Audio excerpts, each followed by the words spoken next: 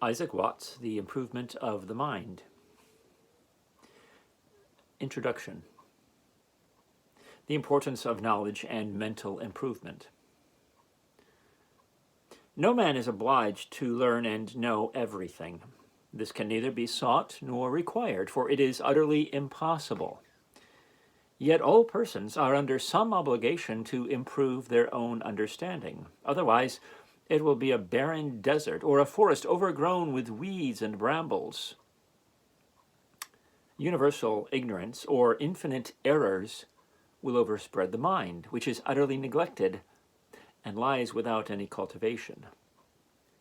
Skill in the sciences is indeed the business and profession, but of a small part of mankind.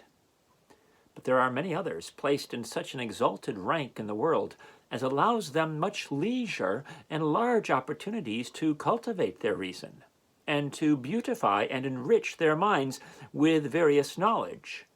Even the lower orders of men have particular callings in life, wherein they ought to acquire a just degree of skill, and this is not to be done well without thinking and reasoning about them.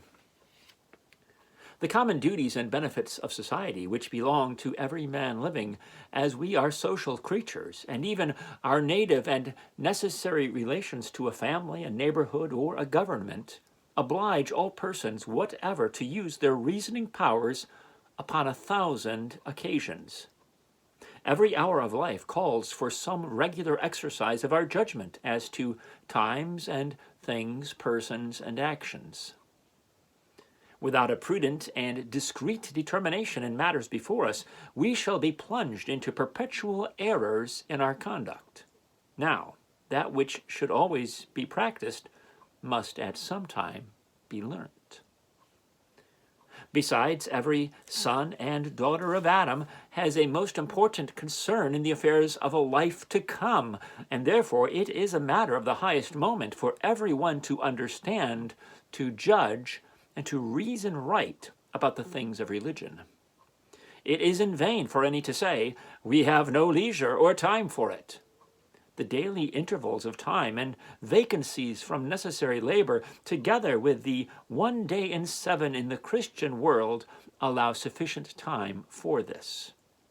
If men would but apply themselves to it with half as much zeal and diligence as they do to the trifles and amusements of this life, and it would turn to infinitely better account. Thus it appears to be the necessary duty and the interest of every person living to improve his understanding, to inform his judgment, to treasure up useful knowledge, and to acquire the skill of good reasoning, as far as his station, capacity, and circumstances furnish him with proper means. Our mistakes in judgment may plunge us into much folly and guilt in practice. By acting without thought or reason, we dishonor the God that made us reasonable creatures. We often become injurious to our neighbors, kindred, or friends, and we bring sin and misery upon ourselves. For we are accountable to God, our judge, for every part of our irregular and mistaken conduct, where he has given us sufficient advantages to guard against those mistakes. It is the design of logic to give the improvement to the mind and to teach us the right use of reason and in the acquirement and communication of all useful knowledge. Though the greatest part of writers on that subject have turned it into a composition of hard words, trifles, and subtleties for the mere use of the schools, and that only to amuse the minds and the ears of men with empty sounds, which flatter their vanity and puff up their pride with a pompous and glittering show of false learning, and thus they have perverted the great and valuable design of that science. A few modern writers have endeavored to recover the honor of logic, since the excellent author of The Art of Thinking led the way. Among the rest, I have presumed to make an attempt of the same kind in a treatise published several years ago, wherein it was my constant aim to assist the reasoning powers of every rank and order of men, as well as to keep an eye to the best interest of the schools and the candidates for true learning. There I have endeavored to show the mistakes we are exposed to in our conception, judgment, and reasoning, and pointed out the various springs of them. I have also laid down many general and particular rules, how to escape error and attain truth in matters of civil and religious life, as well as in the sciences.